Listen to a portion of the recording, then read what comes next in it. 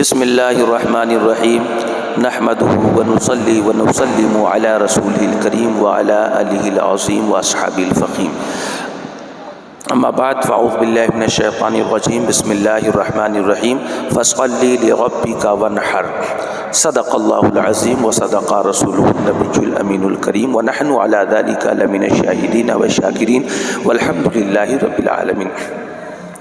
حضرات گرامی وقار و سامعین محترم، بہت سارے لوگ قربانی کے مسائل کو پوچھ رہے ہیں اور جاننا چاہتے ہیں۔ کچھ ضروری باتیں قربانی کے حوالے سے میں آپ تمامی حضرات کے گوش گزار کر رہا ہوں، اس کو ملاحظہ فرمائیں۔ قربانی اللہ تبارک و تعالی کی بارگاہ میں بہت مقبول ہے۔ مخصوص جانوروں کو مخصوص ایام میں تقرب کی نیت سے ذبح کرنا یہ قربانی کہلاتا ہے، اور اسے اضحیہ اور اضحیہ بھی کہتے ہیں۔ قربانی کن پر واجب ہے؟ تو جو شخص مالک نصاب ہے، یعنی 7.5 تولہ سونا یا 52.5 تولہ چاندی اگر اس کا وہ مالک ہے قربانی کے دنوں میں، تو ایسے شخص پر قربانی واجب ہے۔ اور اگر شوہر مالک ہے اور بیوی پرسنل مالک ہے، تو ایسا نہیں کہ شوہر نے ادا کر دیا تو بیوی کے ذمہ سے قربانی ساقط، یا بیوی کے نام سے قربانی ہوئی تو شوہر کے ذمہ سے قربانی ساقط، ایسا نہیں ہو سکتا۔ بلکہ گھر میں جتنے لوگ ہیں، اگر سب کے پاس پرسنل اتنا مال ہے اور وہ اتنے جو ہے یعنی مالک نصاب ہیں، یا اتنی مقدار میں ان کے پاس مال موجود ہے جو 52.5 تولہ چاندی یا 7.5 تولہ سونا کو پہنچ جائے، تو گھر کا ہر فرد مالک نصاب ہے، تو ہر فرد پر قربانی واجب ہے۔ ایسا نہیں ہوگا کہ ایک نے کر دیا تو سب کے ذمے سے قربانی ساقط ہو گئی۔ لہذا گھر والے یا جن کے گھر میں سب لوگ اپنے اپنے مال کے پرسنلی طور سے مالک ہوتے ہیں، ان کو یہ مسئلہ جاننا نہایت ضروری ہے اور اس پر عمل کرنا بھی۔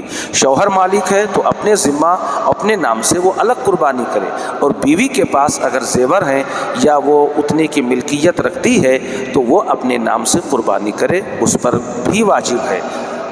اور قربانی کے دنوں میں اگر لوگ یہ چاہتے ہیں کہ سب لوگ قربانی کر رہے ہیں اور گوشت سب کے ہاں پہنچ رہا ہے، لائیے میں پیسہ کسی غریب کو دے دوں، فقیر کو دے دوں، اس کا کام ہو جائے گا، تو یاد رکھیے کہ قربانی کے دنوں میں جب تک وہ قربانی نہیں کرے گا، رقم، پیسہ یا کوئی سامان دینے سے اس کے ذمہ سے واجب ساقط نہ ہوگی، بلکہ قربانی کے دنوں میں قربانی کرنا ہی ضروری ہے۔ اور یہ پیارے آقا علیہ السلام کے صدقے میں ہمیں سنت ابراہیمی ملی ہے۔ رب کی بارگاہ میں بلکہ حدیث پاک میں آیا، اگر کوئی شخص احد پہاڑ کے برابر سونا خیرات کرے تو اس کا وہ اس سونے سے بہتر احد پہاڑ کے برابر جو اس نے سونا خیرات کیا، اس سے زیادہ افضل یہ ہے کہ اس نے قربانی کے دنوں میں قربانی ادا کر دی۔ لہذا اس پر آپ عمل کریں۔ دوسری چیز، جانور جب آپ لیں تو جانور کی عمر کے تعلق سے یہ جاننا نہایت ضروری ہے کہ اگر چھوٹا جانور ہے جیسے بکرا وغیرہ، تو اس کا 1 سال کامل ہونا ضروری ہے۔ اگر اس میں تھوڑی بہت بھی کمی ہے، 1 دن بھی، 1 گھنٹہ بھی، تو آپ کی وہ قربانی نہیں ہوگی۔ ایسے ہی اگر بڑے جانور ہیں تو ان کا 2 سال ہونا ضروری ہے۔ اگر 2 سال سے کچھ کم ہے تب بھی قربانی اس کی نہیں ہوگی۔ لہذا جانور خریدتے وقت ان کی عمروں کا لحاظ ضروری ہے۔ ساتھ ہی ساتھ جانور آپ خریدیں فربا ہو، تندرست ہو، صحت مند ہو، اور عیب وغیرہ اس میں نہ ہو، عیب سے خالی ہو، کیونکہ یہ قربانی اور یہ عبادت ہے جو آپ اللہ کے حضور پیش کر رہے ہیں۔ اس لیے جب اللہ کے حضور اسے آپ پیش کر رہے ہیں تو ایک صحیح سالم بے عیب جانور آپ خریدیے جس کی عمر کامل ہو، پھر انشاءاللہ جو ہے اس کی قربانی آپ کیجئے، رب کے حضور وہ قربانی مقبول ہوگی اور نہایت ثواب کے آپ مستحق ہوں گے۔ تیسری چیز یہ کہ بڑے جانوروں میں 7 لوگ شریک ہو سکتے ہیں۔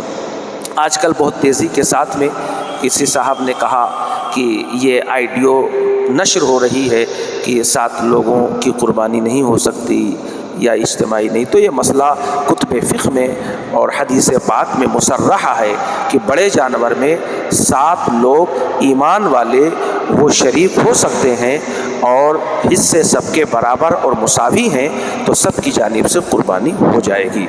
اور لہٰذا بڑے جانوروں میں 7 حصے ہو سکتے ہیں، 7 لوگ شریک ہو سکتے ہیں بغیر کسی کراہت کے، یہ قربانی ان سب کی جانب سے ادا ہو جائے گی اور واجب بھی ذمہ سے ثاقب۔ لیکن یہ بات یاد رکھنا نہایت ضروری ہے کہ وہ 7 لوگ جو شریک ہوں سب سنی صحیح العقیدہ ہوں۔ اگر ایک بھی بد مذہب، بد دین، وہابی، دیوبندی وغیرہ اگر شریک ہو گیا یا کوئی ایسا شخص شریک ہو گیا جس کی نیت قربانی کی نہیں، صرف گوشت کھانے کی ہے، تو ایک کی اگر قربانی نہیں ہوئی تو پھر کسی کی بھی قربانی نہیں ہوئی۔